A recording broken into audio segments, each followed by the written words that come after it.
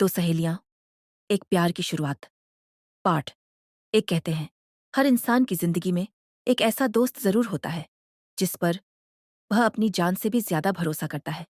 लेकिन अगर वही दोस्त एक दिन आपकी सबसे बड़ी कमजोरी बन जाए, तो आज की कहानी दो ऐसी सहेलियों की है जो एक दूसरे के बिना अपनी जिंदगी की कल्पना भी नहीं कर सकती थी। लेकिन एक प्यार, उनकी किस्मत हमेशा के लिए बदलने वाला था। एक बहुत ही खूबसूरत राज्य था जहां चारों ओर हरे भरे जंगल, चमचमाते झरने और आसमान को छूते महल थे। उसी राज्य में रहती थी एक लड़की जिसका नाम था एमिली। एमिली जितनी खूबसूरत थी, उतनी ही अपने रूप पर गर्व भी करती थी। उसे रोज नए कपड़े पहनना, महंगे गहने सजाना, आईने के सामने घंटों खुद को निहारना और जब लोग उसकी तारीफ करें तो मुस्कुराकर उन्हें धन्यवाद कहना बहुत पसंद था। पूरे राज्य के लड़के बस एक बार उसकी तरफ देखने का मौका ढूंढते रहते थे और एमिली को ये सब बहुत अच्छा लगता था। लेकिन उसी राज्य में एक और लड़की रहती थी जिसका नाम था सॉफी। सॉफी बिल्कुल अलग थी। उसे मेकअप से कोई मतलब नहीं था, महंगे कपड़ों से कोई लगाव नहीं था। उसे सबसे ज्यादा प्यार था जानवरों से। अगर कोई घायल हिरण मिल जाए तो वह घंटों उसकी देखभाल करती। अगर कोई भूखा पिल्ला दिख जाए तो अपना खाना उसे खिला देती। लोगों की भीड़ उसे कभी पसंद नहीं आई। उसे सिर्फ अपनी छोटी सी दुनिया में खुश रहना पसंद था। इतनी अलग होने के बावजूद एमिली और सॉफी एक दूसरे की सबसे अच्छी दोस्त थीं। लोग कहते थे, अगर दोस्ती का कोई दूसरा नाम होता तो वह एमिली और सॉफी होता। दोनों साथ हंसती थी, साथ घूमती थी, साथ सपने देखती थी और एक दूसरे से कोई राज नहीं छुपाती थी। कम से कम एमिली तो यही सोचती थी।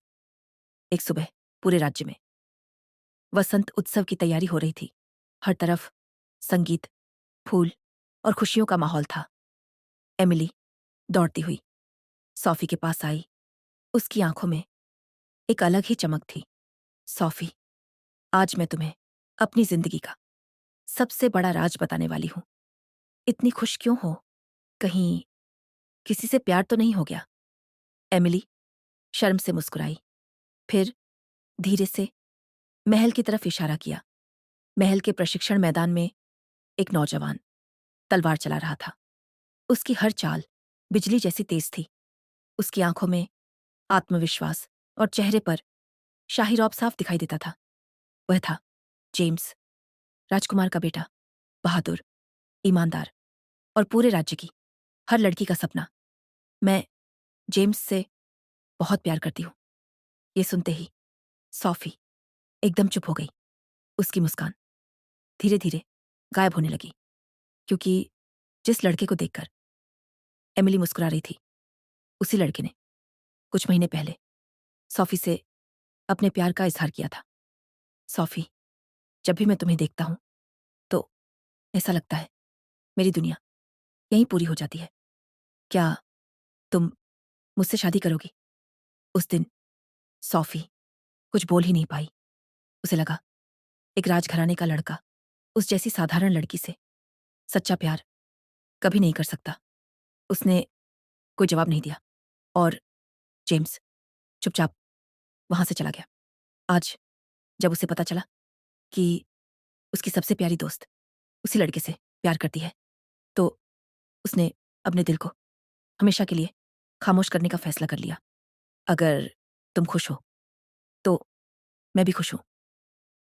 एमिली खुशी से सॉफी को गले लगा लेती है, लेकिन उसे जरा भी अंदाजा नहीं था कि सॉफी की आंखों में जो आंसू थे वो खुशी के नहीं, बल्कि अपने पहले प्यार को हमेशा के लिए खो देने के थे।